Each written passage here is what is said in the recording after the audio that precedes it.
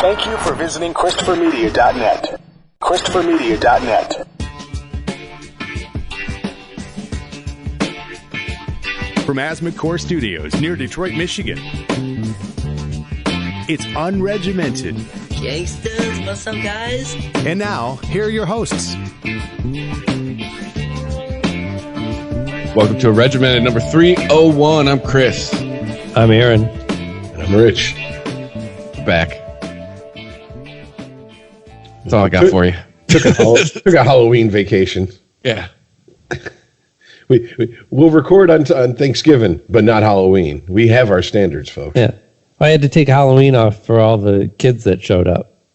Yeah, right. when it was like raining and 40 degrees outside. I will say, I was kind of shocked the amount of kids in Wayne which is a suburb around here for people not from the area, that were out trick-or-treating in the weather. I was like, you know what?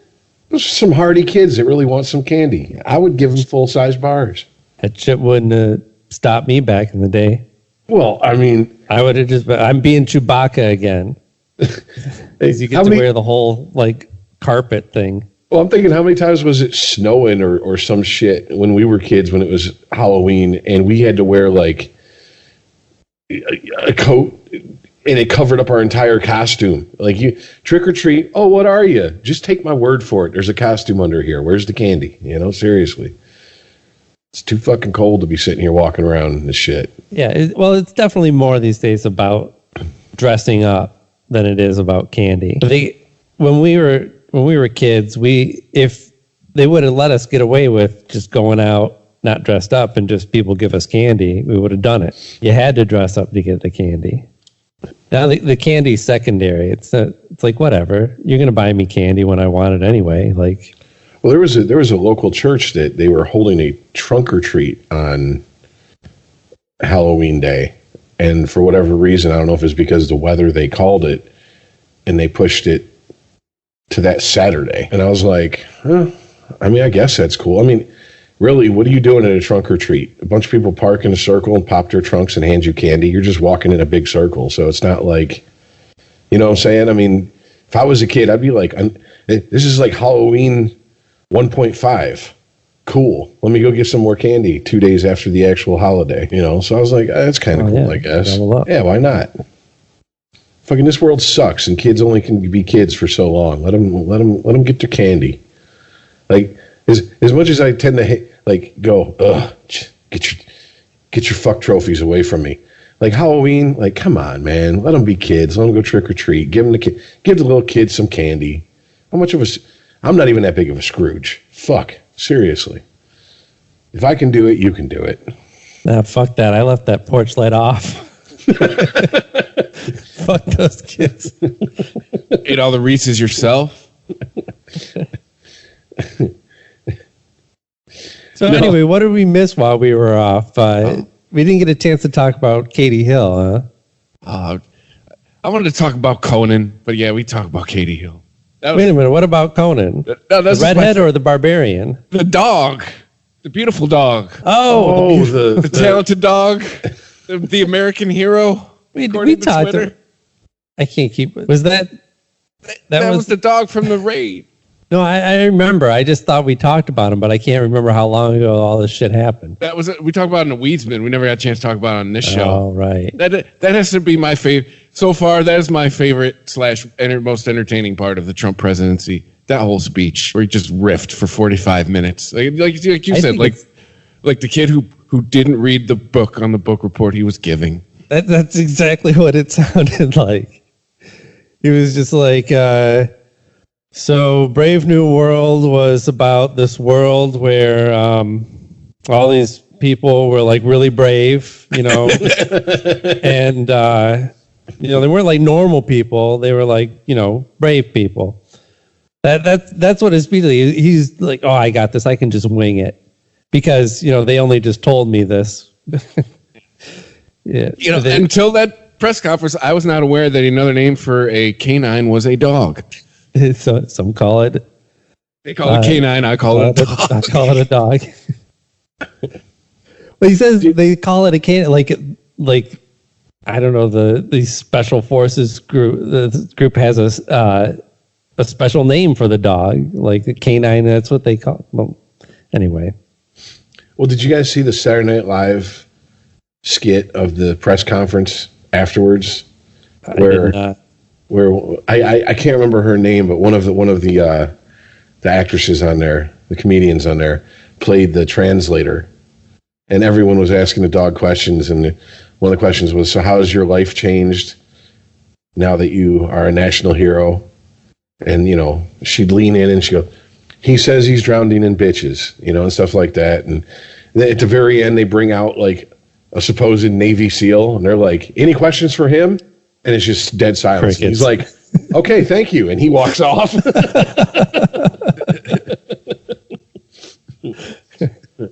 Conan, is it true that you're a good boy? Yes, he's the bestest. Oh yeah, how do you feel about your medal? He's like, "Why the hell is there a paw on this? There's not a paw on everybody else's medal." He's like, "I don't see a foot on any of the Navy SEALs medal. Why do I get a paw?" That's the other thing, is the fact that was a real tweet from our president. Right. Oh, the photoshopped the medal on the dog.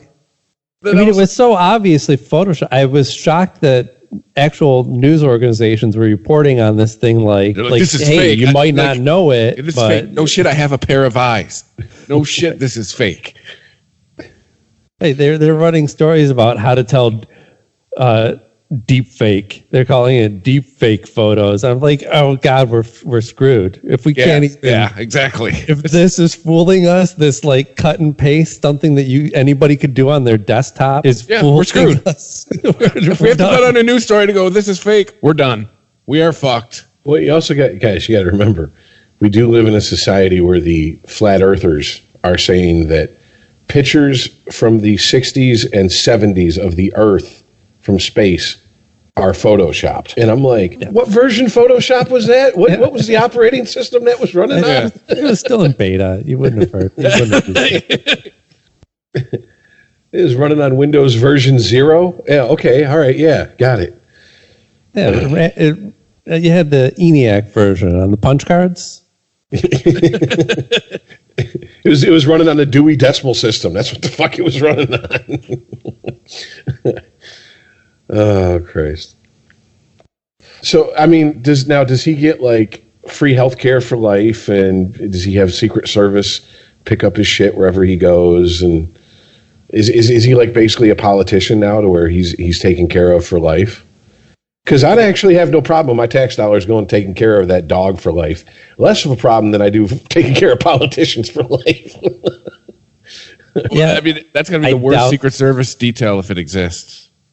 Like you were either brand new or you fucked up if you're on the Conan the Dog Secret Service detail.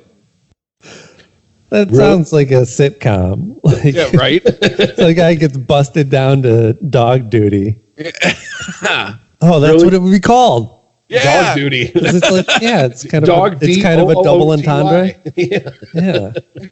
But no, seriously, Chris, think about it. What's worse?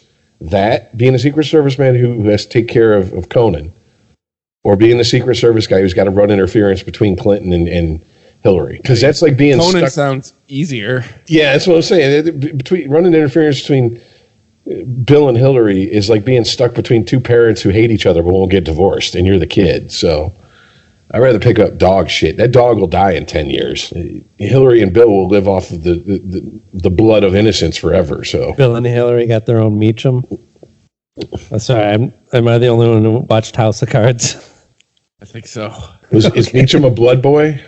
Meacham was like a Secret Service agent that Kevin Spacey's character took a shine to, and and he was like, he ended up getting killed. Yeah, anyway. Yeah, I remember. Okay, I remember that now. I didn't remember his name, but I do remember the character now. Yeah. How are you gonna fuck a dude named Meacham? How are you gonna be a dude named Meacham? You're over 18. Change your name. So this Katie Hill thing, though, let's get to that, because I can't believe that she folded that quickly over stuff that shouldn't have been anybody's business. Yeah, right? Was it this whole thing self-imposed with her quitting? Like that's. Well, yeah, she acted like she was railroaded. She she left on her own. You know, Bill Maher kind of stole my thunder, but that's okay. We missed a week because he said exactly what I thought when I heard that she was resigning. I'm like, wait a minute. So she was in a polyamorous relationship and she was smoking weed and she's a congresswoman in California. As far as I know, neither of those things are illegal in that state. Why are you stepping down? Now I'm mad that I can't vote for you. Yeah, I mean, and here's the thing. Who gives a shit? Well, it's immoral. Okay, then don't vote for her next time if you're in her district. It's too simple, right? Yeah. Well, my theory is this was a layer of an onion coming off that she was like, yeah, let's get ahead of this because she didn't have to quit. So my guess is there was some crazier shit coming down the pipe that she was like, let's just quit now. Or it doesn't even have to be crazier. I mean, it might have just been a rational decision for her, right? Even if she feels like she can tough this out and still be an effective lawmaker and do her job and blah, blah, blah, all of this shit's going to come out. Whether it escalates or not, all the details are going to start coming out. And there's an easy way to avoid all those details coming out. Just go, all right, you win. I'm done. I guess, but I don't know much about her politics, but if she feels that she had to do that for that reason, kind of a preemptive strike on her own, I hope that she gives it ample time to blow over and gets back into politics. I mean, because I'm not saying it was preemptive. I'm saying it might have been just a rational decision. Like, people have to make these decisions all the time where maybe they have a bad work environment. So they have a steady job and it pays decent enough, but it's just miserable to go to. And maybe it's an abusive environment too. And so people just quit a job even though, they don't have another one lined up because they can't be in that situation. Maybe for her, that was just like, I don't want to have to, my job as a representative is not worth the abuse that I'm going to have to go through. Yeah, I'm sure that was on the table. I mean, we won't know because she just kind of. I guess I feel a little bit defensive about it because I don't like. It's not that easy to just say, "Oh, you could have toughed this out." Well, I mean, it's Bill Maher's point, Rich. The same. Why do Democrats always resign and Republicans don't? Why as soon as there is a whiff of adversity, Democrats just fold? Right. Yeah, well, I think you'd have had to drag a Republican's ass out of that fucking position. Two words: Roy Moore. Remember him? That guy went down kicking it. A grown man who has been asked who was not allowed at the mall. Like this guy just had a trail of shit, but that was just trail of damning evidence behind him. That guy fucking went down kicking and screaming. Yeah, there's definitely a pattern there. You have conservatives who will not quit. You have male liberals who have to be convinced to leave and try and tough it out. And then you have liberal women who apparently just fold completely and go, I'm not even going to fight this one. Like, was that why we voted for you? You're going to just, like that, you're done? One sign of adversity? Right. Deuces? People saw a picture of you topless combing another woman's hair. Oh, it doesn't even sound sordid. Like, I understand it's not normal for for most people to picture anything other than just a two-person relationship. Yeah, which let's get off my lawn moment here. Hey, millennials, do we need a picture of everything? This is we're going to be running into a lot more of this as we get older, as the generation who has got to take a picture of and video fucking everything gets older. Well, it's not a question of if we need to. It's the idea of how much is that going to matter going forward, because there is going to be pictures of everything everywhere. Every woman at some point in their life is taking a nude picture of themselves. At least back in our parents' days, it was Polaroids. And I'm sure every dude's taking a picture of his junk. That's the thing. Yeah.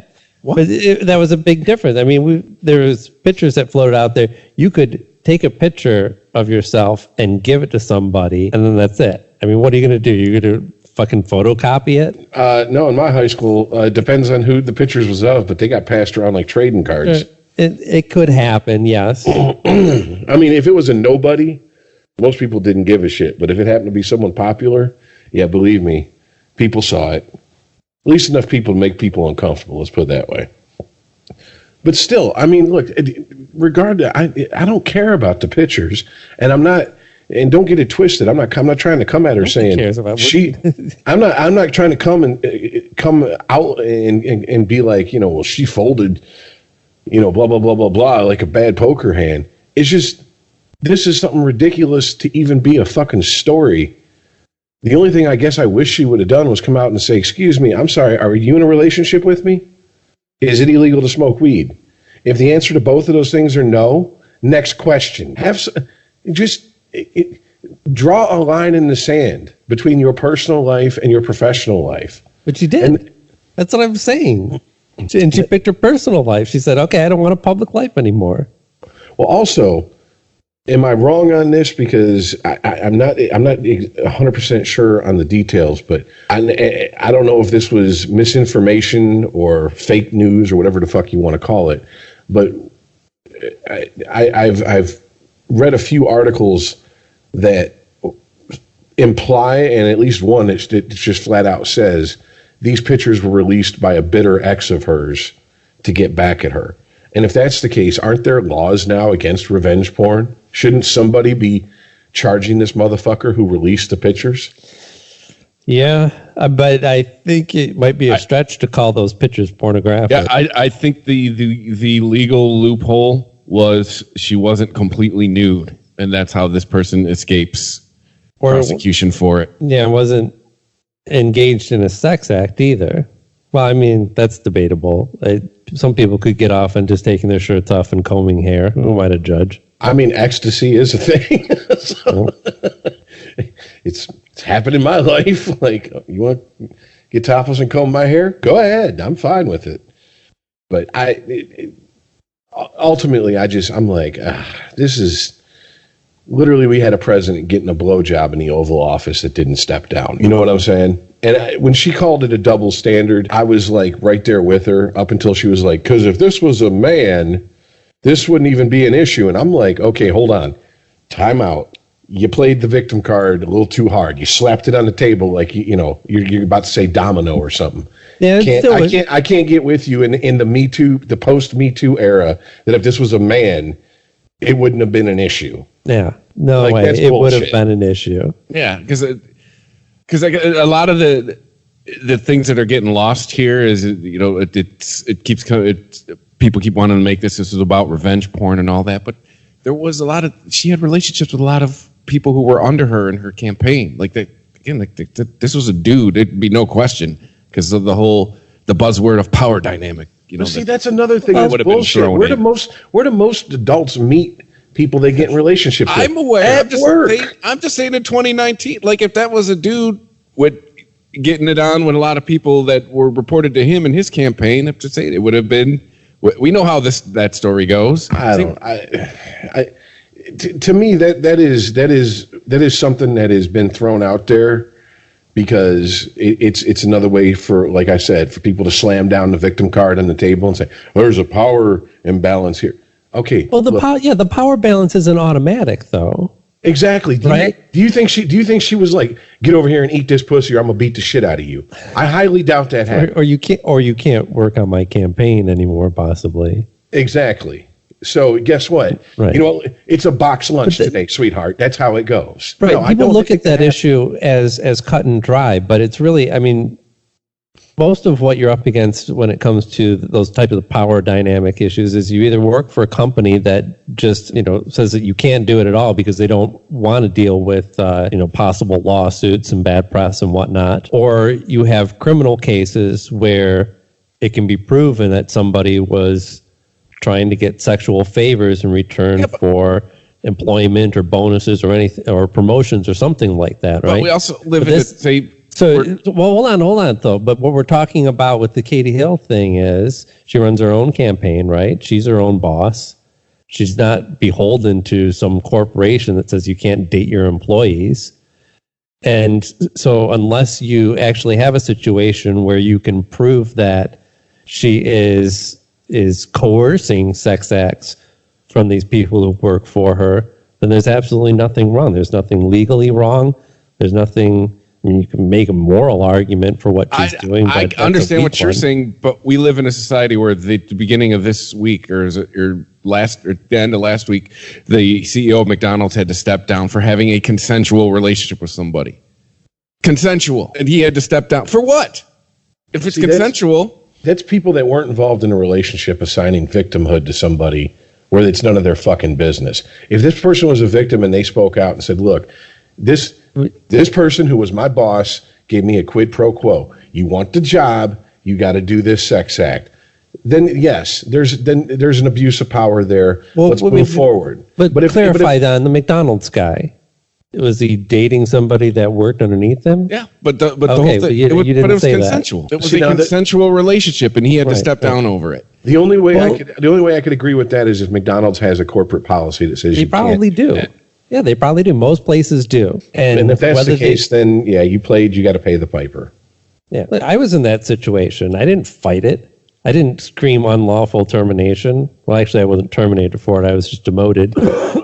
But yeah, I dated somebody that I knew, according to company policy, I was not supposed to be dating.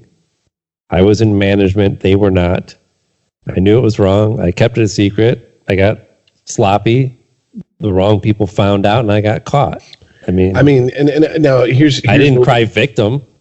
I didn't say here's the company's against me.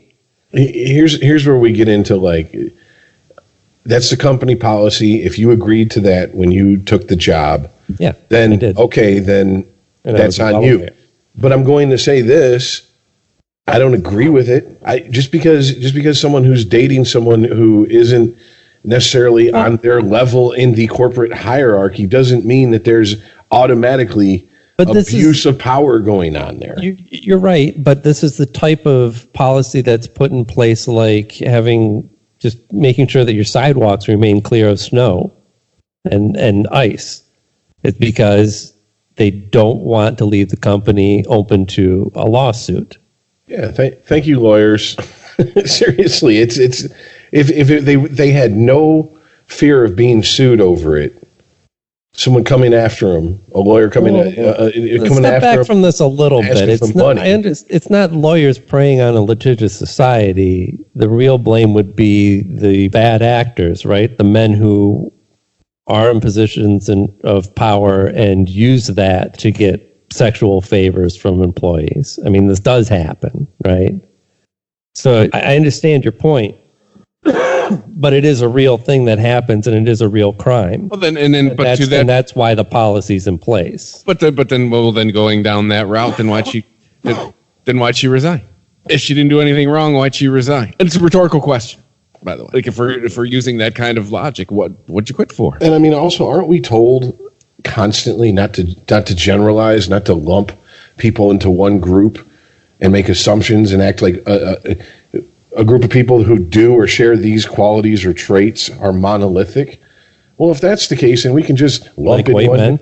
And if we can just lump any, or like I was listening to NPR and they said black men won't vote for Buttigieg because black men have a problem with gay people. And I'm like, oh, so NPR talked to every black man? I somehow doubt that. I seriously doubt that. And what about the gay black men? Do they got a problem with gay black men or gay men? You know what I'm saying? So if you're going to generalize, then let me generalize to the cows come home and we can all just jump in the same hypocritical pool. Like, I understand it's hard to go on a case-by-case basis, but at the same time, the answer isn't to lump everybody into one group and say everybody who does this is doing this for this reason and to assign an intent to them, especially if you talk to both parties and they're like, no, it was completely consensual. There was no pressure. There was no quid pro quo. This was not a situation where anything was dangled in front of me. We didn't carry on at work. You know, our relationship was outside of work. Whatever the fuck, you know what I'm saying? Yeah, but this isn't the case of somebody who was railroaded. I mean, they were outed. But you got to think you could make the argument that she could have fought it and her political career could have gone on, that she wouldn't have been politically ruined by this incident. But none of that happened because she decided that she made the decision to bow out instead. See, I'm just cynical enough to wonder, because I know everybody thinks of California as like the people on the right like to paint California as this like, socialist hellhole. But there's a lot of red parts of California once you get out of certain areas. Mm-hmm. A lot of red parts of California. So I'm just cynical enough to wonder if someone from the National Party came to her and said, look, this is a really bad look. You know what I'm saying? Why don't you step down? We'll take care of you down the line. We got your back, but now we can't afford this. Not as a party. I don't know if it would have been that clear cut as you stated, but peer pressure amongst liberals definitely exists with this idea that we are up against some real dirtbags that will do and say anything, and we want to remain as pure as possible so that when we point the finger, we can do it cleanly. So that's why Al Franken has to get out of here. Anybody with a little bit of stink on them has to go. Well, we're back to I'm with quote. you. Like, I'm perfect sure be the enemy of good. I'm sure there was peer pressure on Katie Hill to step down. And I just keep, just something that keeps kicking around in my brain is like, innocent people don't resign. Like, if you truly didn't do anything, why'd you step aside? That is, every time you say that, I cry bullshit. I'm going to do it again because, like I've stated twice already with Katie Hill, she could have resigned because it just wasn't worth it to her. No, and there's a lot of reasons she could have resigned that we'll never know that happened, that were given to her or discussed behind closed doors that, let's not act like politics isn't conducted behind closed doors in this country. These are people playing poker, and you don't play poker with all your cards facing up. And to say innocent people don't resign is like saying that everybody in jail is guilty. Well, if you want to go to the Puritan route, they're guilty of something. Might not be what they're in jail for, but they did something we didn't catch them for, so fuck them. And believe me, I've heard that coming from people who are applauding her stepping down, and I'm like, assholes. Like next time one of your uber conservative Christian Republican senators or congressmen get caught tapping their foot in a fucking stall looking for fucking someone to butt fuck them. Let's see if they have that same opinion. I somehow doubt they will. I'd say the same thing to them too. Innocent people don't resign. Well, you didn't do anything, yes, but you're stepping down. Well, but what is she guilty of then? I don't know. But why quit? If you didn't do anything, why quit? You're telling me that you're not compelled by my case for why she would quit a job. That job, no, because you know what you're getting into. You're not exactly you're not signing up. You're not signing up to stay a private citizen when you take that job. You know what you're signing up for. Right, but not everybody's a career politician either. I mean, I think for a different type of politician, they would have fought it out because they're like, no, fuck that. I've worked my whole life to get to this point. They're not taking me out on this dumb shit. I mean, brushing somebody's hair with no shirt on. That's bullshit. And they're going to fight it because retiring at that point is like just going into oblivion. Like, what else do you do? But maybe for her, it was like I don't even really need this job that bad. All right. I mean, if it's going to upturn my whole fucking life, peace. She was a congressperson from California. Totally think she could have weathered this. It's not like California is a super conservative stronghold. She could have weathered it, and whether she made it out the other end or not, all the details were going to come out. What are you? Oh. This is like a lot of cases of sexual assault that go unreported in this country. And people go, oh, well, she didn't report it. Well, then it must not have happened. That there's no other reason why a woman would not want to report a sexual assault. other than she must have been making it up in the first place. It's a presumption of guilt based on character. That's what we're talking about here. Well, I mean, cutting and running doesn't exactly make you look Yeah, okay, innocent. so if you're fine, all right, well, if you're okay with judging people as guilty based on their character and not actually putting them through a process to find out if they're guilty or not, and that's how you judge guilt. You don't presume it based on what a person does. Well, I'm not on a jury, so I can.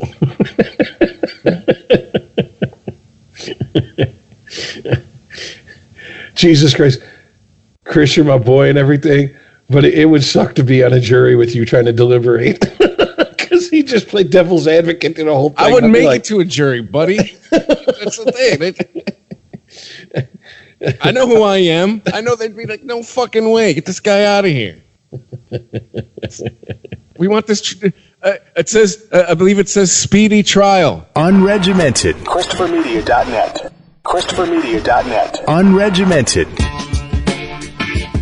Well, this came up, I think this was actually just before we started recording. There was an interview with Jeff Goldblum, and he was, I don't know how much he was actually defending Woody Allen, but his statement was presented as a defense of Woody Allen, saying that basically people are innocent until proven guilty. And Was just he unconscious in the mid-90s?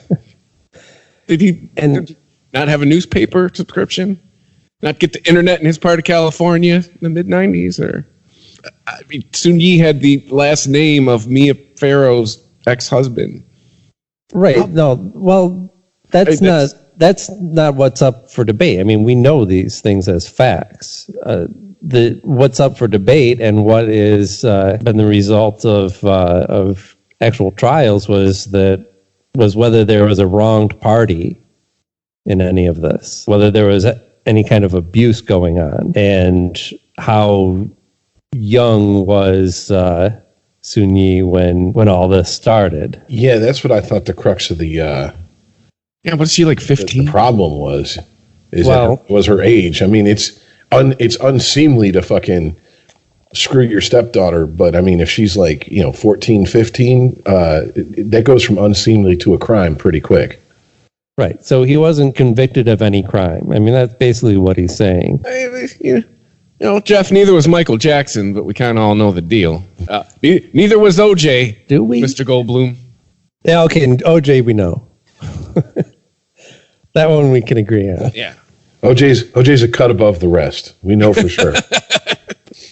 Well, yeah, but Jeff Goldblum states what is, should be obvious.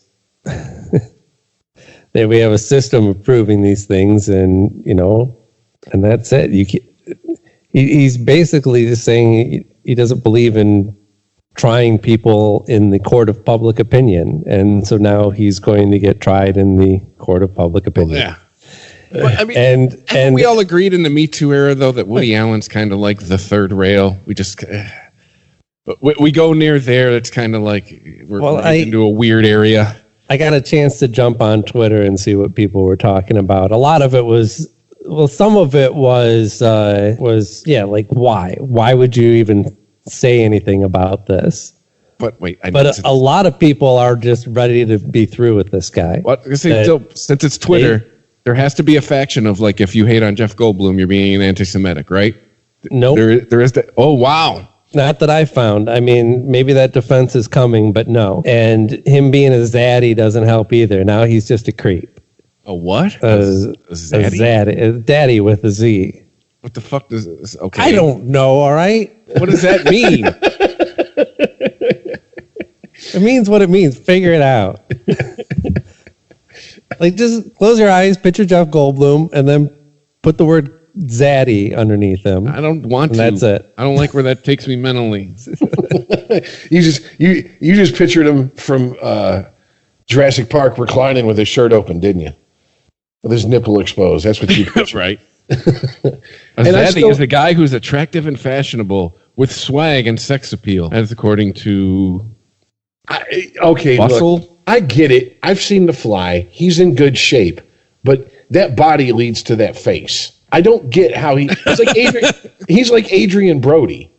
Like, I'm sorry. When did Beaks, like Toucan Sam, Dude, get off my Fruit Loops, become like fucking sexy? both of those guys are super sexy. If I was into dudes, those would be high up on my list. They can all get together with Adam Driver and How the Hell Are We Hot Club. Adam Driver doesn't really have the chin for me, but yeah, he's all right. I was having this conversation with a friend. He's like, how is Adam Driver supposed to be a badass bad guy in the new Star Wars movies? And I'm like, he was a Marine. He's a former Marine. Like, he was like real life Marine, not Jake Gyllenhaal jarhead Marine, right? And he's like, really? And I'm like, what do you think? You got to have a strong chin to join the Marine Corps? No, your ears can stick out. What the fuck, you know? I mean, you're there to kill people. It's not a fashion show. Like, he shows up like, what the fuck is this jug-eared freak doing in my army? I mean, now you might not be like on the ad for the Marine Corps, but they'll throw you in front of a couple bullets. Yeah, no problem. You know, I agree with the sentiment that Jeff Goldblum is trying to get across. It's just a very weird example to trot out. Wrong example. You know, like, but then I don't know that this was in Woody Allen films. Well, I was about to say, see, Woody Allen is that very weird. Well, let's be honest. We know he hooked up with his stepdaughter. I guess the age thing is left to your imagination. We'll just say that because as far as I know, Polanski's okay because he made good movies. See, I was going to go one step further and say, like, look at the R. Kelly fans, look at the Michael Jackson fans. I mean, it's an old Dave Chappelle skit. What about Michael Jackson? Oh, he's innocent. Are you sure he's innocent? He made Thriller, man. Thriller. Here's a bit of context on his statement.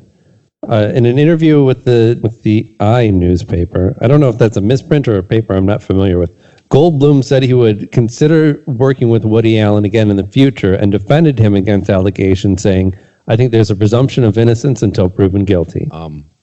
We could just do the math with you Sun Yi's age. I mean, I got our calculator there, Jeff. Hey, did we forget that Jerry Seinfeld was nailing an underage chick? Yeah, we just swept that under the rug. Because she had 40-year-old Jerry Seinfeld nailing a 17-year-old Jewish chick with big boobs. Nobody cared. You know that Ted Nugent basically became a 14-year-old's guardian so he could have sex with her. Yeah, and then later married her. It's podcast we listen to, Rich. For some reason, Me Too and music for some reason with music, that world, everything's fine. I guess. Well, apparently there's some stories about Jeff Goldblum, and we're going to find out about him. We're going to hear about all the times that he's groped women and whatnot. Well, I did see a picture. It was a rather strange picture.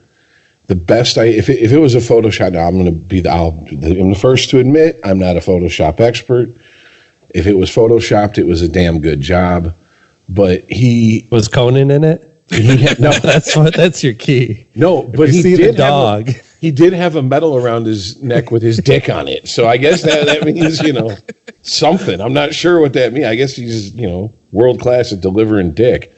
But no, he was with two women, and he had his arm around one, and then he had his hand around the throat of the other, and they were all like, the women were looking at the camera like, and you could tell this was like at a bar or something, and they were like trying to give the sexy look, and I'm like, is this a posed picture that's going to, and this is before I even knew he said anything about Woody Allen.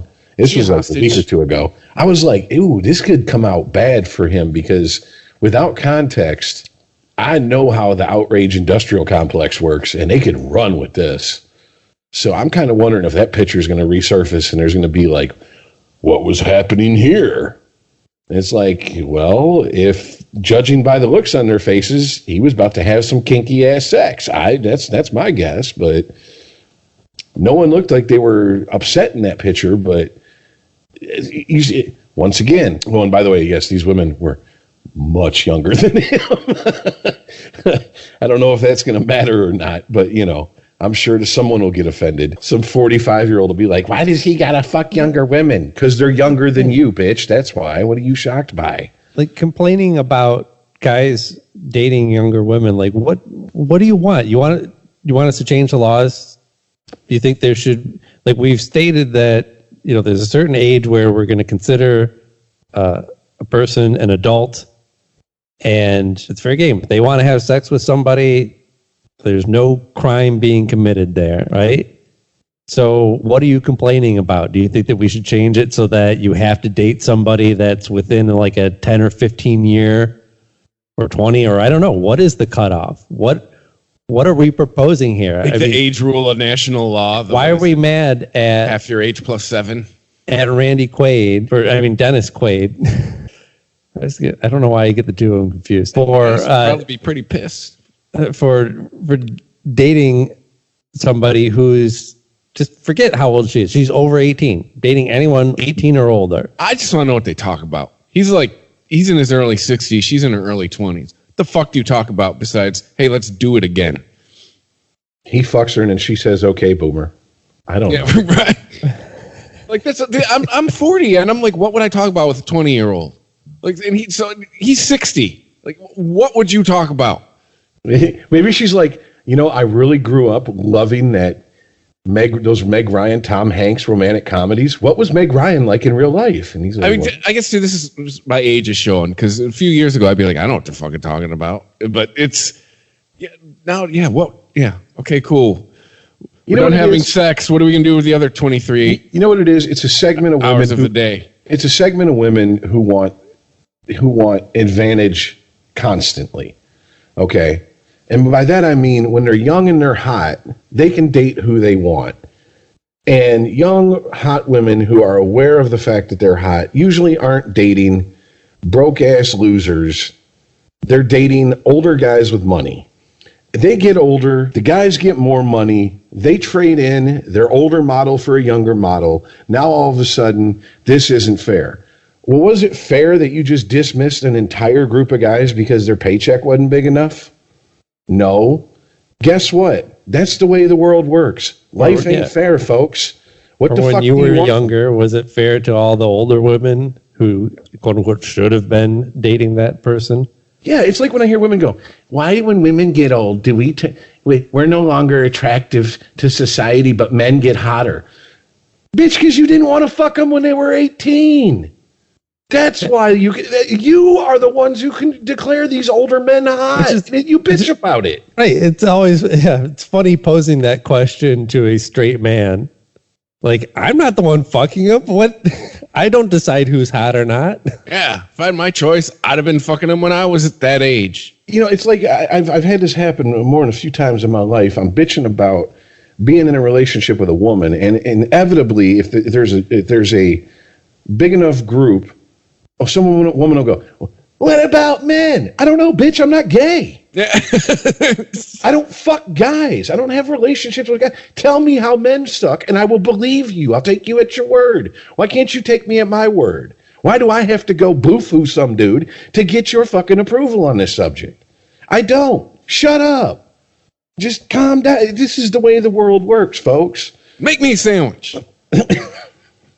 No, I make better sandwiches than half the women I've been in relationships with. I'll make my own damn sandwich. I'm the cook in this house, so I get it. But no, I don't get this whole thing about making guys sandwiches. Like, women suck at making sandwiches. Yeah. Here's some white bread. Well, maybe women nowadays. You got a little bit of condiment on the corner of the bread. And you're like, and cheese in a packet that comes individually wrapped. Get the fuck out of here. What am I supposed to do with this? Every now and then, Mandy offers to make me a sandwich. I don't see no. Hey, you want to make me a sandwich? Yes, I do. Just because I don't want those sandwich making skills getting rusty. Bill Burr has a routine where he talks about, you want to make your man happy? Just make him a sandwich and then leave. That's it. He's like, don't blow him. Don't hang out in the next room and peek around the corner. Like, oh, is he eating it? No, it's like, just leave. He's like, your man will be crying by the time you hit the end of the driveway. What I forget the character's name, but fucking Big Pussy is on the Wu-Tang show. Oh yeah. And he tells what's his name, Bobby's mother, that that's how you keep your man happy. Keep his stomach full and his balls empty. Yep. I just keep calling her Pam because it's all I see. Because that was Pam on the Cosby Show. Bobby's mom was Pam. Yeah. Like Who was Pam cousin. on the Cosby Show? When the kids started getting older and not cute, they had like a cousin move in, like another teenager join the cast. I don't remember that one. That was her. It was in the later seasons. It was after they brought in Raven Simone. Like, it was in that era. I'm like, oh, these kids are growing up. Shit, we need more kids. Yeah. Anyway. Yeah. Oh, wait. Some of these kids are growing up ugly. Yeah, right. Rudy's not cute anymore. Shit, we need another one. Oh yeah, sorry. Way sidetracked. Yeah, old dudes, young chicks. Yeah. Oh, but so Keanu picked the perfect time then to reveal that his longtime girlfriend is only like 10 or 12 years younger than he, and actually, but additionally looks age appropriate. Wait, he doesn't look age appropriate. So what's he doesn't? No, yeah, she actually looks. She's like a decade younger than him and looks older. So wait a minute. To get Twitter's approval, even if you're Keanu Reeves, you got to date someone who looks like they've been hitting the fucking crack pipe for 10 years. To be fair, Keanu now is just looking like he's 40. Look like she's hitting a crack. She just looks like an older woman. she looks like her age. Keanu does not. I say, to be fair, he just now looks like he's hitting 40. Yeah. That son of a bitch. I mean, honestly, Keanu could get away with dating anyone. Who's going to call him out on that shit, right? Well, if you've ever seen pictures like of him with fans, especially female fans, he doesn't do the typical, celebrity throw your arm around him. Like he does the hover hand thing. Yeah, no, he's smart.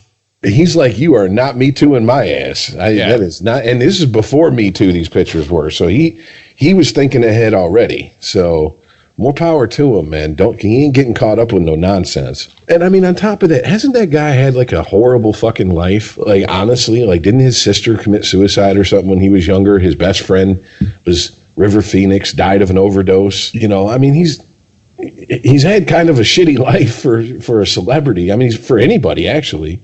And from all reports, he seems like a great guy. Exactly. That's the thing. Like, it didn't turn him into an asshole. I stubbed my toe and fuck you. Don't even look me in the eye for the next 2 days. Yeah, that's a very good point. It's because both separately having a fucked up upbringing or having a lot of money both can fuck you up. The combination is almost guaranteed that you're going to be fucked up in some way. So whatever meditation regimen or whatever his secret is, I need in on that shit. Yeah, I was going to say, whatever religion he is, I'm picking that one. Sign me up. Well, I was about to say, sorry, but, he's got the reputation of not being like the smartest person in the room. Maybe there's something to that, like, ignorance is bliss type thing. He's like, well, I just kind of take life as it comes and don't overthink things. Not the smartest person in the room all the way to the bank. No, I'm not saying that makes him dumb, but I mean, people that overthink shit tend to fucking be their own worst enemy. So maybe he's one of those guys that just rolls with the punches. Well, also, it's kind of hard to judge, and maybe he isn't, right? Maybe he isn't the smartest guy in the room, as you say. But also, too, let's be honest. We bang on women for it all the time. If you're a guy and you're easy on the eyes, life's a little easier for you too. Let's just be honest there. Oh, absolutely. There was a whole episode of 30 Rock about it. But what I was going to say is that maybe he just doesn't feel the need to make everyone think that he's the smartest guy in the room. Oh, he's Deputy Dewey in it. From Scream, he's laying back in the cut. He's like, I'll just let everyone think I'm stupid. Well, that's what actual smart guys do. They don't try. I mean, Donald Trump has to tell people that he's a very stable genius. Mm-hmm. I don't believe very either of those things about him. Never utter those words. What's the certainly not about themselves. It's a proverb or something like that? That it's better to let people think you're a fool than to open your mouth and remove all doubt. Yeah. Yes. That's what I think that's the hand Keanu's playing. Well, do you think I'm an idiot? Cool. You're gonna pay me what to do this movie? All right. Exactly.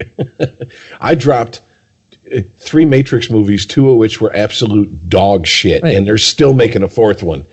I'm What laughing about all the way to the his- bank. What about Keanu's job requires him to have people believe that he's super smart? Absolutely nothing. Nothing. The memorizing What the lines advantage? part. Yeah, what advantage would it give him? It definitely hasn't been for his wide emotional range.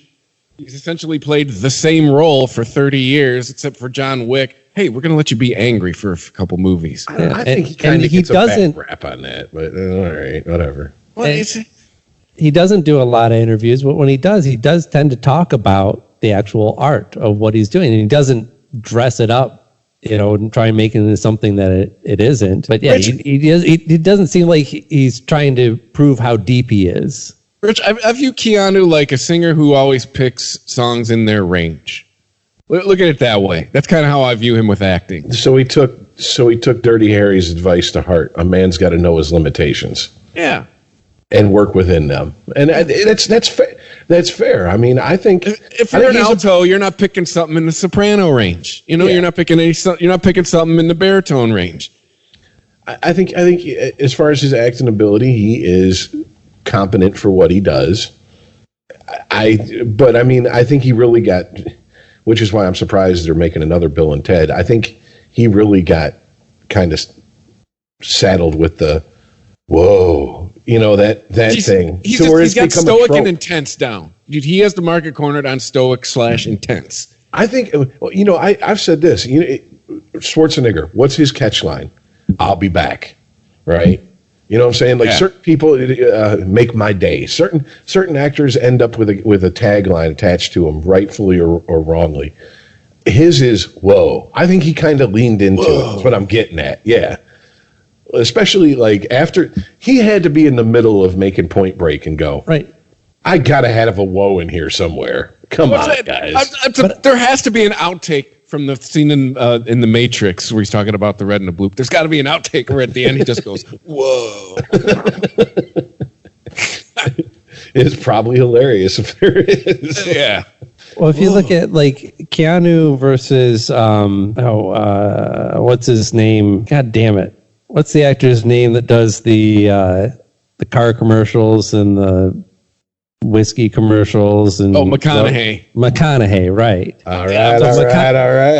So McConaughey had the same kind of reputation for getting that part that got him really well known, and also kind of being that guy occasionally, in his real life as well. But he seems like he's going out of his way to push this idea that he's deep and sophisticated and super intelligent.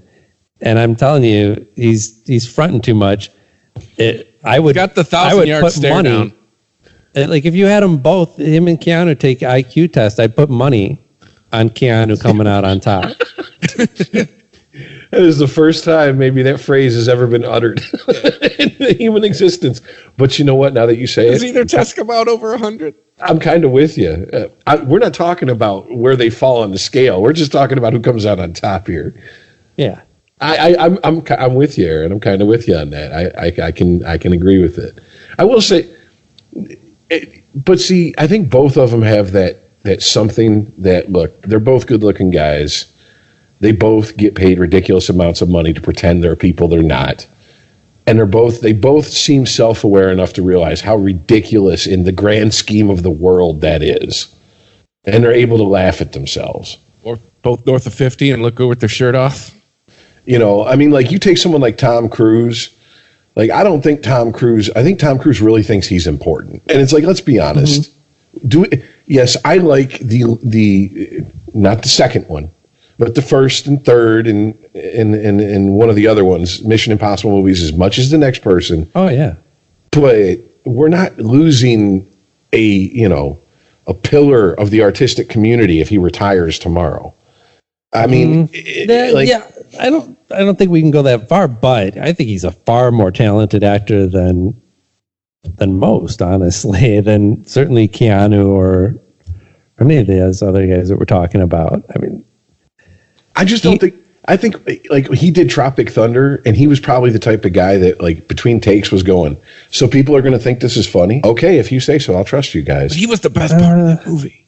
Like, I don't think that he's self-aware enough to really get it. Like, no, I don't know, man. Really? Maybe he's child. Maybe he's got a childlike view of the world. I mean, What about Magnolia? What do you think of his Magnolia role? Magnolia was Paul Thomas Anderson telling him, "Do what I tell you to do." I made Boogie Nights. I made Marky Mark a star. Do what I tell you to do, Cruz. That's what that was. Respect the cock. The cock. Because that could have came off very bad. You know what I'm saying? Like, that is a hard. That role could have came off completely sideways. I think Tom Cruise sold it, but I think PTA had something to do with it too.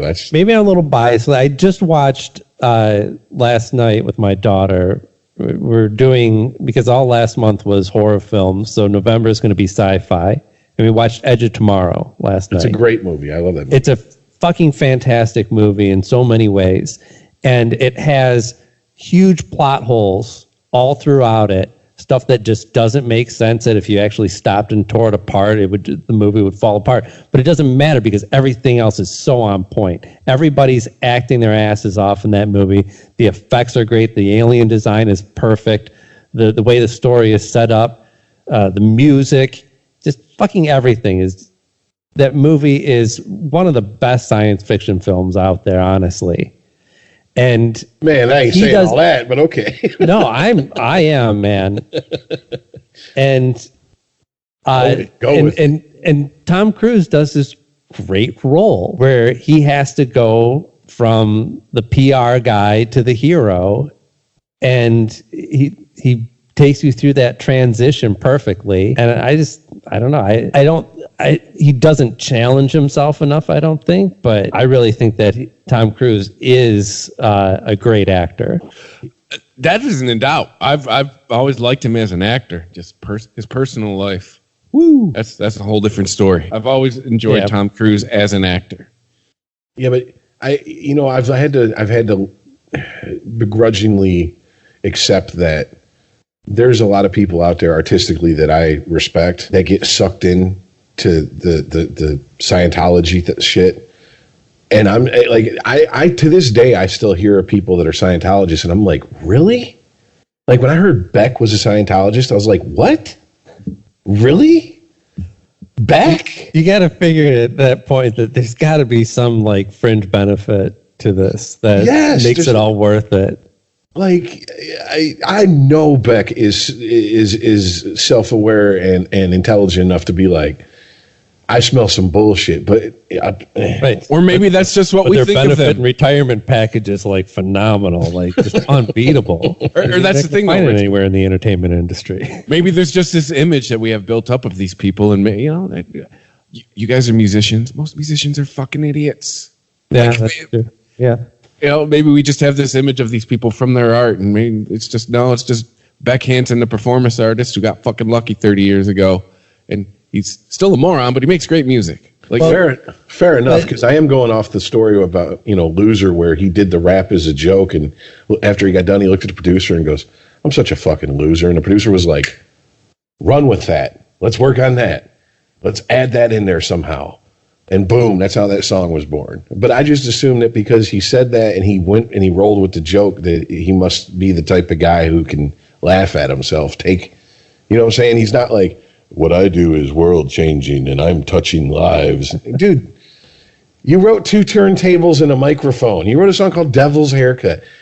They're great songs, but dude, no, this isn't. Well, this isn't Working Class Hero. Unregimented. ChristopherMedia.net. ChristopherMedia.net. Unregimented. If you want to talk about overrated actors, here's a hot take for you. James Dean has to be the ultimate in overrated actors. Do we have enough of a sample size to even rate him besides just he was good looking in the 50s? And don't bring him up out of nowhere because he is in the news this week because apparently they're going to CGI him into a movie and not like shaking hands with Forrest Gump, like full on lead in a movie. Well, I mean, did we not see something like this coming when which Star Wars movie was it? What the guy's been dead for 30 years and he was in half the damn movie? Like we didn't see things like this coming. Rogue One, yeah. Yes, we all saw it coming. No, I'm just if I'm an actor, I'm worried. We don't need you. We have CGI. Yeah, kind of. Well, if you're a musician, you better be worried because I remember at Coachella there was a hologram Tupac, and apparently there's going to be a hologram Michael Jackson going on tour. So this is...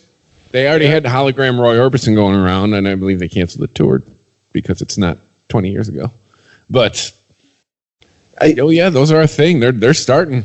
Here's my thing. They realized that a hologram Roy Orbison was just going to send all his fans into dementia state. Right? They're like, what fucking year is this? Yeah. What? Someone's grandmother's going to get confused and throw her granny panties on stage and shit, and they'll go through Roy, and she'll be like, "Oh my God, mind blown." I threw my panties so hard it went right through his head. Killed Roy Orbison with my panties. Top that, Tom Jones. Oh, yeah. See, I mean, look, here's the deal. I guess I'm reserving judgment to see what they do with his likeness in the movie because I've heard some premises of movies before and I've been like, you've got to be kidding me. And then I actually watch them and I'm like, you know what? They pulled it off. My fear is that this is somebody in his bloodline is going for a cash grab because they can't cash in on him because the generation that grew up worshiping him as a good-looking screen idol is slowly dying off due to dementia. So, I kind of wonder if this is like, hey, Leonardo DiCaprio is a little too old to play him in a biopic. Let's do a CGI version of him. The film's called Finding Jack, described by a Hollywood Reporter. It's the first project from the filmmaker's recently launched Magic Films company. The filmmaker there being director Anton Ernst. It tells the story of an American soldier, Fletcher, who, after losing his wife, travels to Vietnam and befriends a war dog that saves his life. It's the dog named Conan.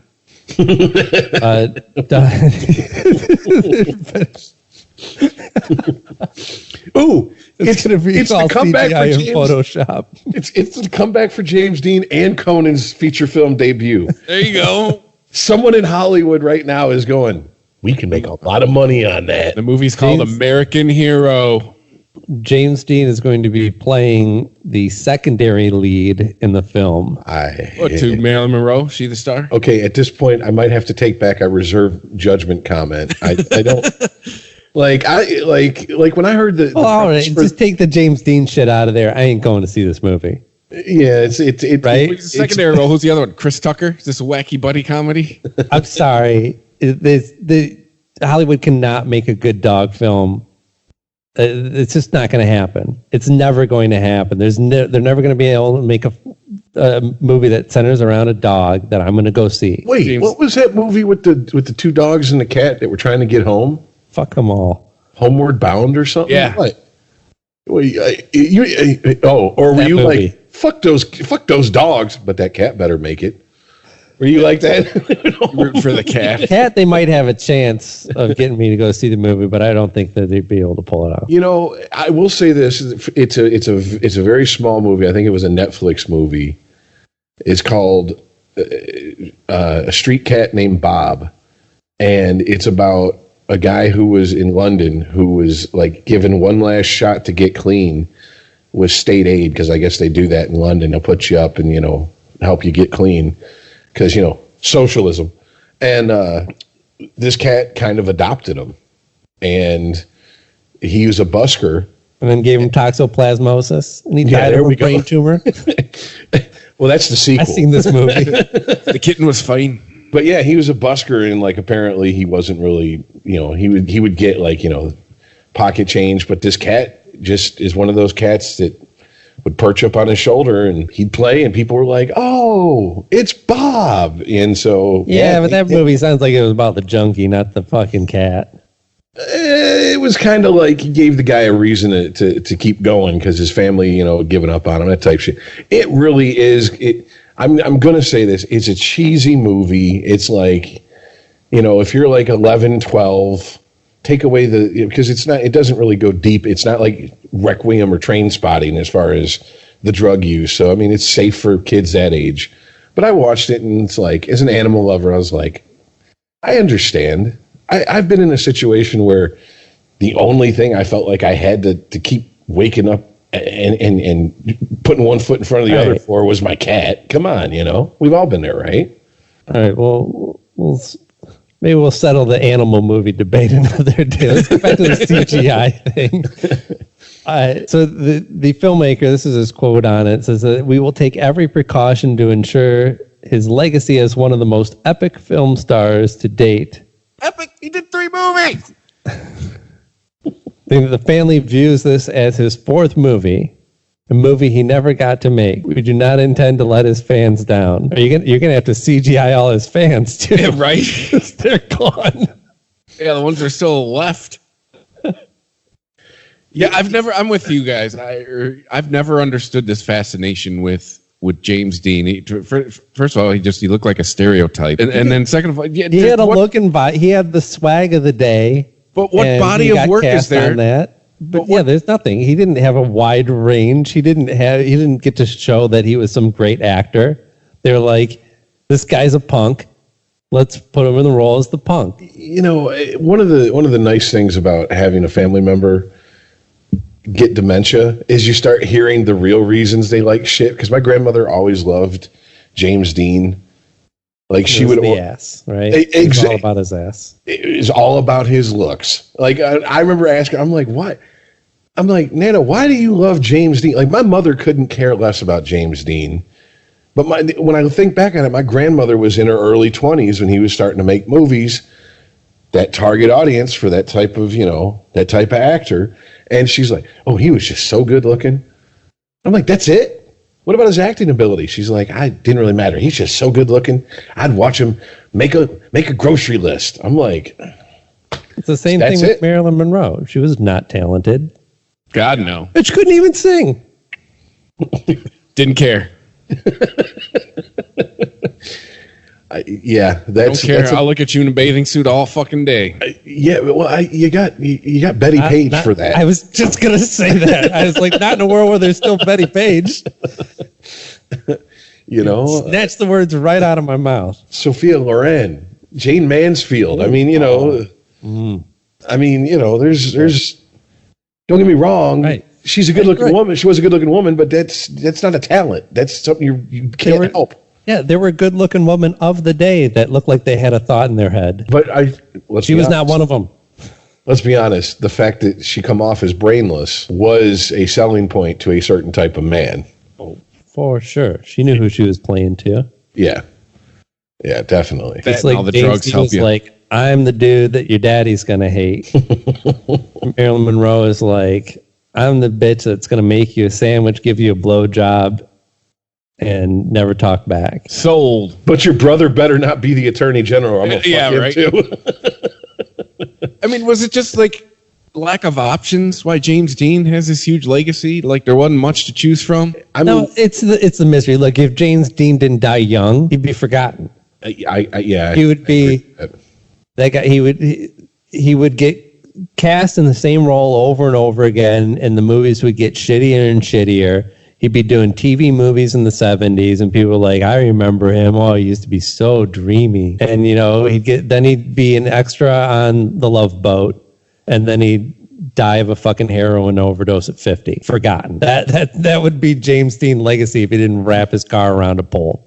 Fat, I'm old, I'm fat. What?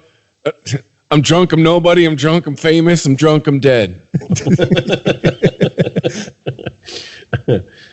the Jim Morrison's road to stardom, yeah. Yeah, I was going to kind of compare him to Ricky Nelson, but then I remembered Ricky Nelson could actually sing. Yeah. So I was like, yeah, he wasn't even like in a time when you needed to be a dual or triple threat, sing, dance, and act. All he did was just act.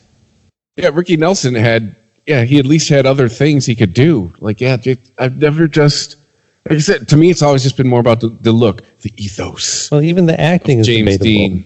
Is it acting when you don't act like anyone other than yourself?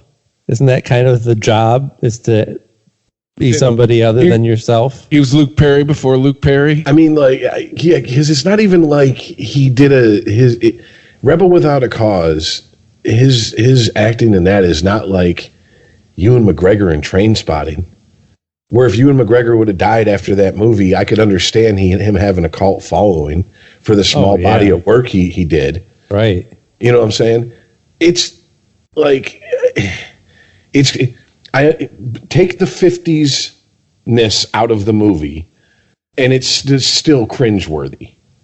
You know, like I recently, for whatever reason, saw a clip of it and was like, this was great acting in the 50s? No wonder these people voted Ronald Reagan into office. Jesus fuck. Who thought this was good acting? Like, no wonder the late 60s and 70s, the new filmmakers that came up and started using, actors with actual talent blew everybody away. I think, even if they were a one-note horse like Jack Nicholson. I think that what people saw in James Dean was the idea that it was kind of a transitionary period for film, right? Where probably a lot of this has to do with technology, of being able to get better closer up shots and the sound editing being better and everything. So you didn't have these films that were like people shouting their fucking lines at the camera anymore. Yeah. It wasn't like a stage play that somebody filmed. That you actually started getting these kind of more intimate films, and you saw the personality start to actually simmer down a little bit. That you didn't need to be big and loud to be in a movie. And he had a compelling look, and he was that type of actor that was like not hamming it up. He was actually so underplaying, and that people found it more compelling. Yeah, because I do tend to forget that if you go back to some of those early 50s, 40s movies, everybody talked like this. Hey there, how you doing? Right, and projecting their voice, and now it's time to do a musical number. Yeah, it was still all that said. Really? Let's not mistake that for raw talent. Must we have a CGI James Dean movie in 2020? Yes. Really? Who was this for? Who was asking? Who was clamoring for this? Is this some new hipster bullshit? Well, to defend it as anything other than a gimmick is kind of ridiculous. I mean, what? That was your vision? You're like, I have to have James Dean in this role. Well, but he's dead. Well, then I'm going to wait until CGI technology is good enough that we can put him in this film, because that's the only one who can play the buddy of the guy who gets saved by the dog. Listen, Tom Hanks was not available for Turner and Hooch 2. We need James Dean. Was John Belushi or Jim Belushi not available either? He's too busy growing weed. That's what he does now. Oh, well, shit. Go ahead, dude. I didn't know that. More power to him. Oh, yeah.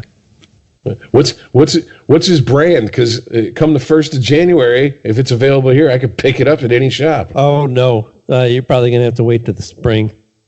Yeah, Michigan's just... It keeps getting pushed back. Taking its time. What the fuck? They're only just now approving licenses for the legal grow-ups. Are the people in charge of expediting this process getting high themselves? Possibly. They're Democrats. So maybe. Hurry this shit up.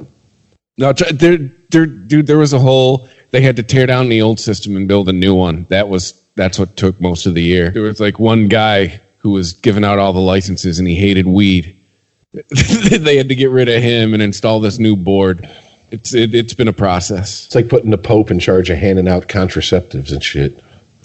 Well, no, now they got a committee that's like, you get a license and you get a license. But yeah, before the process was slow and put in place by a Republican administration. And that's why. Like one guy with his arms folded. Meh. Won't be smoking that devil's lettuce on my watch. Oh, shit. You put someone in charge of, someone who loves Kenny G. You're in charge of the metal label. Okay. Anyway, yeah, sorry. Huge sidetrack. What else we got? Just picturing Kenny G in charge of Metal Blade during the 80s. Yeah, right. That'd change the history of music right there, real quick. Unregimented. ChristopherMedia.net. If you're looking for COVID-19 testing, look into Quest, the lab that's processed over 25 million tests and counting. You can get the same test hospitals use without a doctor visit. Simply order online, select from drive-through or at-home options, and get results sent securely to your phone or computer. It's experience and accuracy you can trust from Quest, the largest medical testing lab in the country. So order today at questcovid19.com. That's questcovid19.com. ChristopherMedia.net. Unregimented. Well, I mean, since we're talking about old people who, probably got high when they're young and now don't want anyone else enjoying their life, I'm sure it's a hashtag on Twitter somewhere, the OK Boomer phenomenon. Can I get this out right away? Easy. We need a content warning before you say that. Oh, I forgot. Yes, because some jackass said what did he do, Aaron? He compared it to, or they compared, I'm not sure of the gender. They compared it to dropping an N-bomb at somebody. You can wait for that till now. Yeah. Now I'm about to defend this idiot. Wait till after I made this statement to say that. But Go ahead. What is with all? I mean, I get why there is it, but what is with all this derision towards the baby boomers? Do these people not have a history textbook? Do the baby boomers have their faults? Absolutely. But compared to the generations that were around when we were younger, I mean, the baby boomers are pretty progressive and have opened a lot of doors for the way things are now. Like, I get why it's the younger kids hating on the old people now. I understand that, but again, is this just another situation where it just proves this generation has no sense of context? The best answer to where OK Boomer comes from, in my opinion, and I wish I could find the person who posted this on Twitter, but they were basically like, OK Boomer this comes from trying to argue with baby boomers over things like, the environment or student debt, the paying into Social Security with the idea that we might not see any of that money. I mean, first of all, Gen X has been screaming that for 20 years, so whatever. Right. Millennials and Gen Z, you're not the first one on that one. But basically, anytime that millennials had something to say about, some of these, maybe you could argue they're legitimate concerns, some of them not, but the response from baby boomers in general has been, well, no, that's something wrong with millennials. It's not. We set up a perfect system. We left you with everything, and if you can't find affordable housing, that's not our fault. That's because you're lazy, and you just can't argue with these people about facts. So it's just, OK Boomer isn't really aggressive. It's just throwing your hands up and being like, OK Boomer. Like, obviously we can't have a real conversation about what's going on in the world. But that's where it comes from. But it also seems too now that it seems like something that in some conversations, if you can't throw out an ist to somebody, you just throw that out. It's a way to shut down the conversation. If you can't call anybody misogynist or racist or something ist, it seems like something that you can just throw out to shut down the conversation. Sure, or use when you realize that the conversation. I mean, look, shutting down a conversation sometimes just comes from the fact that it's not actually going anywhere. Yeah, but there are ways to do that without hurling an insult at somebody. But it's not an insult, is it? No, it's a slight and a disrespect. It's dismissive, but if you're like, I could agree with you if this was used in context of, people having an actual discussion where they're listening to each other but not agreeing, and then the younger person just ends it with "Okay, boomer" and is out. I'm like, all right, well, they did that because they have no argument left. But most dismissive comments like this are usually used in situations where the communication is already broken down, that you're not really having an honest conversation. You're just throwing talking points at each other. And in that case, ending it in a dismissive way is totally appropriate. Well, I mean, also, let's be honest here. If you've paid any attention to social media in the last handful of years, this has been building. You go into any comment section, and the minute that somebody creeps on somebody's Facebook profile or Twitter profile, sees a picture that puts this person in a certain age, if they're older, okay, whatever, you're just a millennial, you don't know shit about shit. If they're younger and they find someone who looks older, they think, oh, you're just a boomer with your head in the sand. Now that you got yours, you pulled the ladder up behind you so no one else can come up. This shit's been coming for a while, and to me, this is right. Well, this is nothing more than don't trust anyone over 30, which was the boomers' motto until they turned 30. But we saw years of articles about millennials are killing this and that. Millennials are killing movies and entertainment. Millennials are killing coffee and dining out, and millennials are killing automobiles and blah, blah, blah. Okay, well, hold on. And then the response is, okay, boomer, and you're like, hate crime. All right, well, that's stupid, and it's stupid to even fucking take that seriously as an accusation of a hate crime. I mean, anyone who, like I said, compares that to a racial slur in the middle of a debate is an idiot. You know what I'm saying? And I think we can all agree on that. Here's my point. These articles came out. Are they wrong? Do millennials... I know a lot of younger people. A lot of them don't have licenses. A lot of them don't drive. That is completely foreign to me. Now, is that killing the automobile industry? No. But that's people that weren't like us, who were, the minute we turned 16, we got to get that license, got to get a car. Or if not, we got to have a friend with a license in a car. Right. Well, change is something that happens with every generation. Okay, but it's the idea that change is always destructive, that it's always bad because it's being perpetrated by young people who don't know what they're doing. And when the baby boomers were hippies and free love and painting love child on their stomachs when they're pregnant and smoking weed, they had articles about, oh, this is the most horrible thing ever. They survived that. Then all the hippies sold out and became yuppies and became the me generation, and how narcissistic and self-centered that generation has turned out to be. And they survived that. Guess what? It's your turn up at bat. Take your fucking swings, and guess what? Take 4 balls or strike out. Shut the fuck up and go sit down. All right? I'm sorry.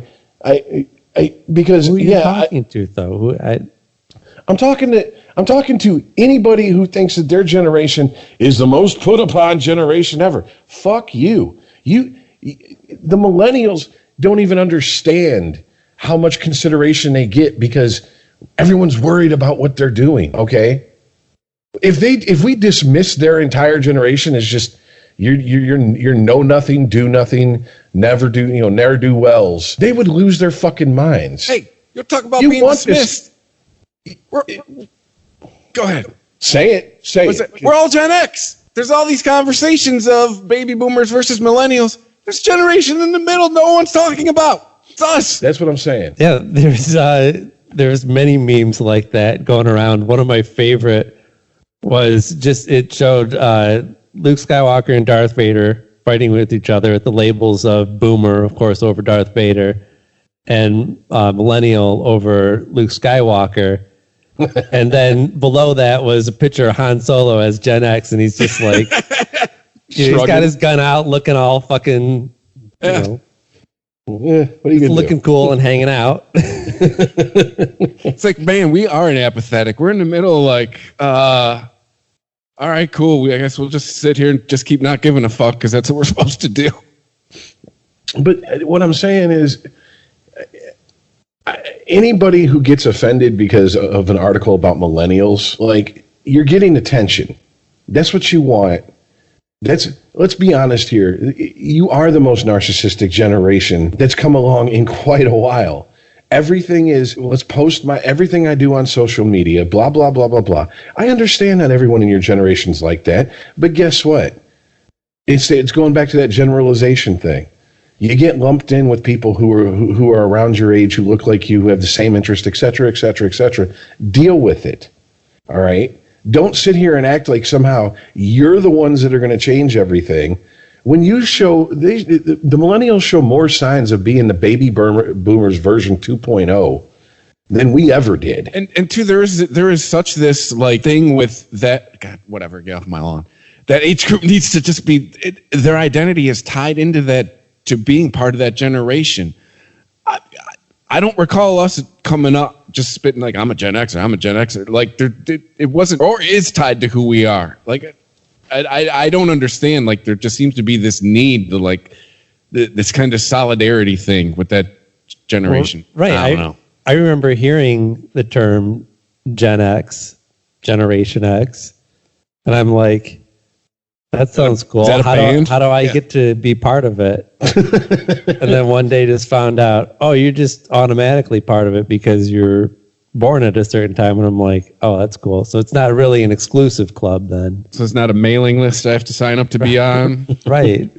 When do I get my zine? There's no secret there's no secret handshake. There's no nothing. There's no hazing because no one gives a fuck enough to haze you. There's just right. But the secret handshake is hey. Yeah. No. The secret password is sup. Yeah. Right. And here's a word that was never uttered seriously by anyone ever. We're Gen X, man. That means something. Oh, yeah. How? Well, then that would. Nobody has ever said that. No, none of my friends ever said, "Hey, man, we're Gen X." You're getting dangerously close to caring about something there, Aaron. I think the closest Gen X had to that moment was from Fight Club. We're the middle children of history. I think that's the closest, and that was basically saying no one gives a fuck about you, so let's just do what the fuck we want. You know what I'm saying? Like that speech was not like we need to make them care. No, that speech was. Think about it. That speech was followed up by a scene where they took a politician in a bathroom and threatened to cut off his balls, and they didn't say we want to take over your power, your privilege. They said we're the ones that guard you, feed you, take care of you. Don't fuck with us. Now leave us the fuck alone. That's basically what that scene was saying. So it blows my mind. Like, I get it. Every generation takes a beating from the older generation. That's how it goes. It's your turn to take your lashes. Stop acting like you are somehow better than that. You're fucking not. It happened to us. But why do they have to take it? Why does any generation have to take it? Why is not the appropriate answer, shut the fuck up, you had your turn? Oh, you can say that all you want, and then they can say, and you're 18, you don't know shit about shit. Pull up your pants. We're not talking about 18-year-olds, though. We're talking about millennials. They're adults who vote and have jobs. Yeah, and they're knocking on the door of 40, which is the age of irrelevance. And if Gen Z has their way, they're going to drop it to 30. And there's going to be a whole lot of millennials sitting around going, wait a minute. What happened to us? I thought we were going to put a dent in the world. You ain't putting a dent in shit, dude. The world goes on as it's always went on. You want to tell someone older than you shut the fuck up, and you got you're heavy enough in the ass to back it up in case they turn around and sock you in your jaw? Do it. But if you ain't, shut the fuck up and walk on and get on with your life. You are not above criticism, whoever the fuck you are. And just because you're criticized, your generation's criticized. First of all, none of these. I've never seen an article about millennials that say John Q. Smith, millennial that lives at 123 Elm Street, is an asshole who's killing Applebee's. Well, but does everything that you're saying apply to baby boomers as well? They took their fucking lumps. I'm just asking. Does all of that apply? Are you just talking about millennials, or does this apply to every generation evenly? It applies to every generation across the board. You don't think the baby boomers took their lumps from the generation that came before them? See, no, but this is where you lose me, though. That you've like you're vested at some point. Like the boomers can't be criticized because they already went through that. I never have I said that. Well, that's what it sounds like you're saying to me. Rich is getting at the indignancy that's coming from the millennials and the younger age groups. That's on top of it, he's getting at. It's like everyone went through it. It's your turn. Like don't. And everybody was indignant. Well, that is true. Then get indignant, but understand that having a Twitter temper tantrum and hashtagging shit. And that's not going to change anything because you know what? You're going to do it to the generation that comes behind you. You're not special. Yeah, you ain't the first. You ain't going to be the last. I think is Rich's ultimate point. Meet the new boss, same as the old boss. Everything's cyclical in this fucking world. We have not evolved between the baby boomers and the millennials to where the millennials are going to be the most understanding generation for these young kids coming up behind them. They're just as idealistic full of bullshit ideals as the baby boomers were. And as soon as their fucking safety nets are gone and the real world comes up and takes a chunk out their ass, the vast majority of them are going to go, oh, wait a minute, ideals don't pay the bills. Twitter tantrums don't fucking put food on the table. I guess I better go out there and I don't know, do something besides try to have experiences. I better make some fucking money in the process. But progress is something that is continually happening. I mean, the millennials do live in a better world than baby boomers at that same age grew up in. So, yeah, if that's what you're saying, then where is the appreciation for the generations that made it a better world for them? Because it seems all I ever hear is, fuck them. It's all about us. We're the ones that are going to save the world. Those are two very good. Both of those points are very good. Yeah, but change only happens when people die. Change doesn't happen from a certain generation going. Well, it does. Change comes when the next generation starts to actually have some power to change. It doesn't come from the baby boomers getting old enough to stop giving a fuck. Old people got to die. Okay, that's what happens. You're born, you live, you die. I'm not following you here. The old guard's got to die off for change to happen. Yeah. Yes. And everyone gets their. I mean, kind of piggybacking on what you're saying, Rich. Everyone gets their turn to be the old guard too. I think it's a lot more likely we're going to see a millennial president before we see not this election cycle, but one of the arguments was, well, if millennials are so worried about the baby boomers, why are they going to elect a baby boomer president? I don't fucking know, but they're the ones that are in power. We've had what? How many baby boomer presidents? We've had one president that falls in the Gen X generation. That's no Gen Xer cares to run. But how many if that fall in the millennial category, the age well, technically they really till this cycle they didn't qualify for president. You got to be 35. But now you got quite a few. You got Tulsi Gabbard, you got Buttigieg, you got oh shit, I'm forgetting his name, Cory Booker. I mean, there's like 4 or 5.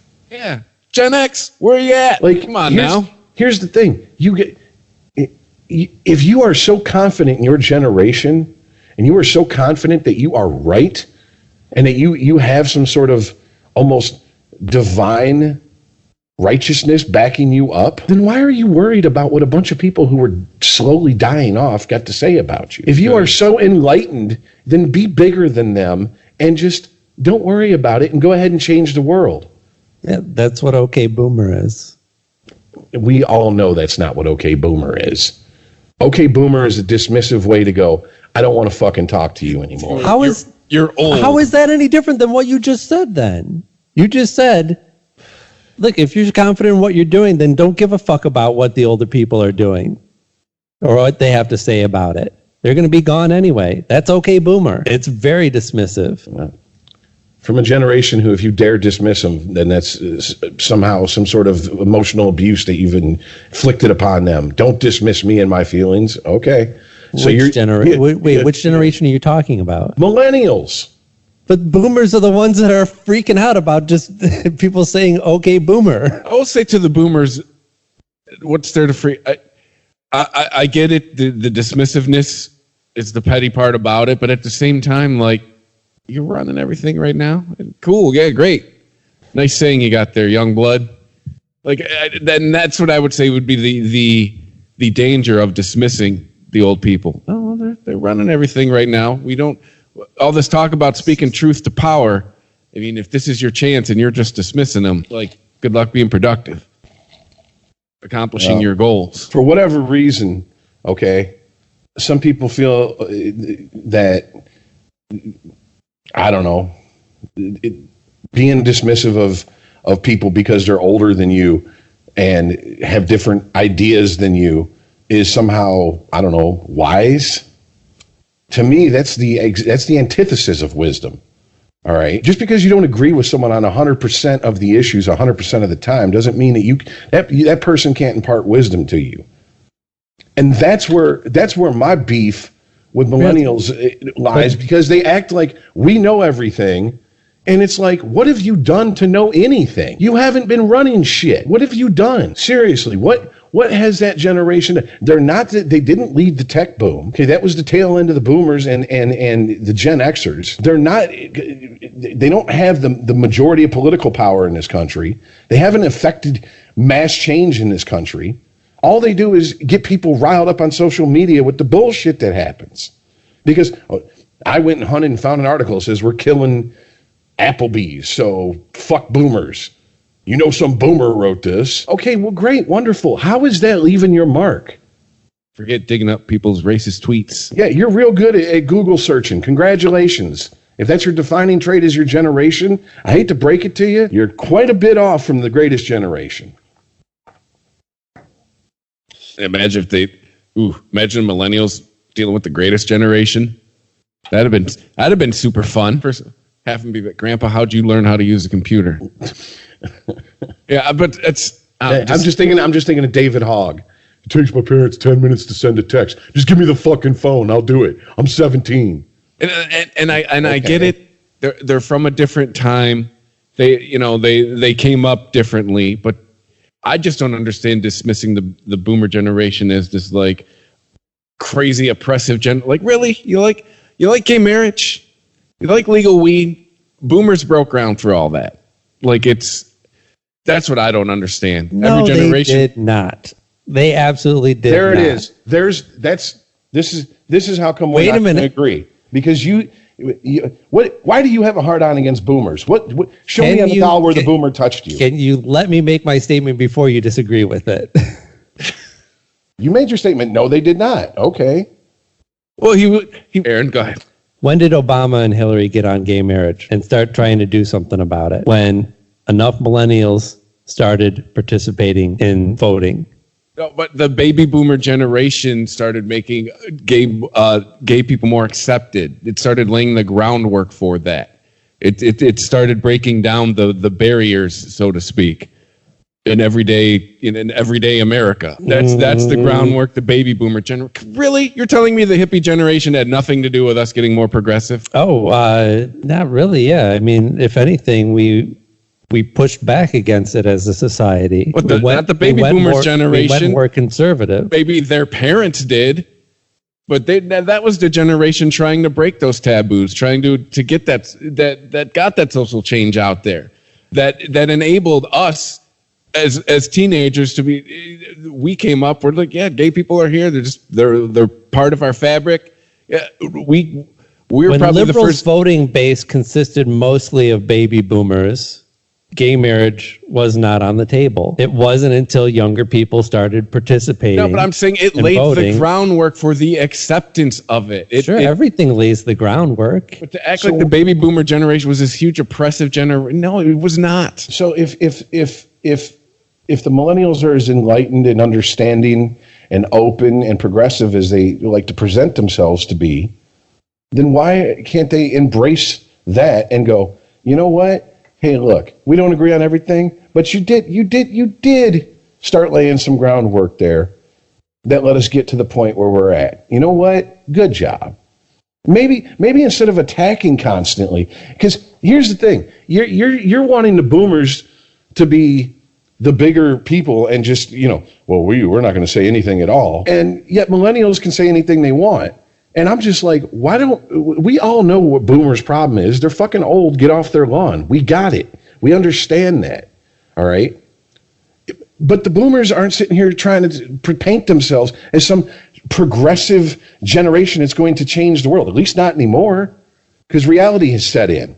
And reality's a big, ugly bitch, right? And it ain't going nowhere. How about this? And so they're trying to deal with the world as they want, whereas, no, we're going to force change down your throat whether you like it or not, and it's going to happen on our time schedule, and blah, blah, blah, blah, blah. And when someone points out, guess what? That's not the way the world works.